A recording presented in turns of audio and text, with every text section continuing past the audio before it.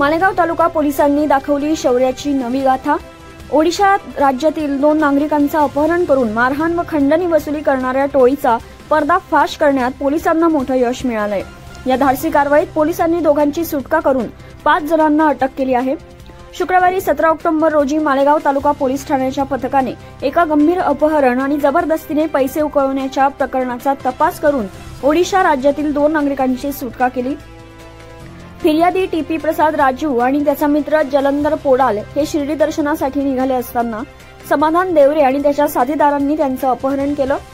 दोघांना मालेगाव परिसरातील एका हॉटेलमध्ये डांबून ठेवून मारहाण करण्यात आली आणि जबरदस्तीने 40,000 रुपये ऑनलाईन व्यवहारातून उकळण्यात आले। याशिवाय आरोपींनी किया कॅरेनेन्स कार आणि 2 मोबाईल फोन असा सुमारे 7,70,000 रुपयांचा एवज काढून घेतला। घटनेची माहिती मिळताच पोलिसांनी तात्काळ हालचाल करून हॉटेल विशाल कवळाने मनमाड रोड येथे छापा टाकला। या कारवाईत पोलिसांनी अपहृत दोघांना सुखरूप मुक्त केलं तर आरोपींना घटनास्थळीच अटक केली।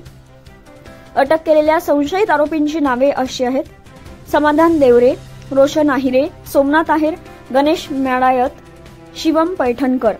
या प्रकरणी मालेगाव तालुका पोलीस ठाण्यात भान्या संक 2023 अंतर्गत गुन्हा दाखल करण्यात आला असून आरोपींना न्यायालयात हजर करून 3 दिवसांची पोलीस कस्टडी मिळवण्यात आली आहे।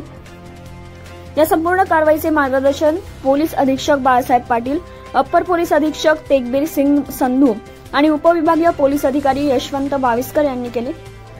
या कारवाईत पोलीस निरीक्षक प्रीतम चौधरी, उपनिरीक्षक तुषार भदाणे, दामोदर काळे आणि पोलीस हवालदार रतिलाल वाघ, अमोल शिंदे यांनी विशेष परिश्रम घेतले।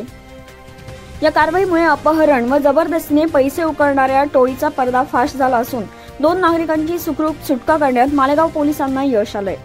मालेगाव पोलिसांच्या या धाडसी कारवाईचं सर्वत्र कौतुक होत आहे।